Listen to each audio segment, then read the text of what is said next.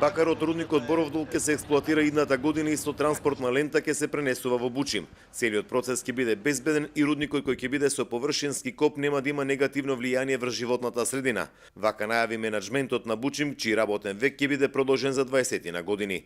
Инвестицијата е околу 50 милиона евра.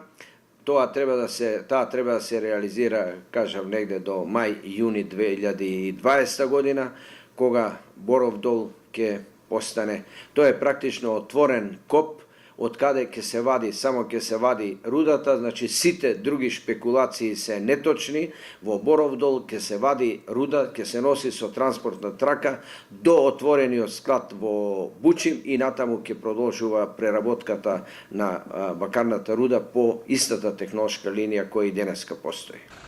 Од компанијата истакнува дека мора да се менува законската регулатива за концесиски надоместок, бидејќи Бородол се наоѓа на тромеѓето на општините Конче, Штип и Радовиш, со цел распределба на средствата што Бучим ќе треба да ги плаќа на општините. Конче е 2/3, 1/3 Штип и нешто малку Радовиш.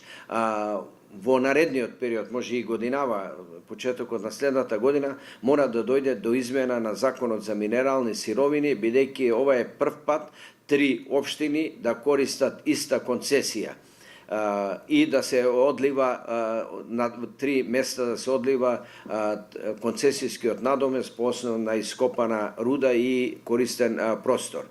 Но јас велам тогаш ако има, кога ќе има нешто да се дели, полесно ќе се подели отколку да нема што да се дели.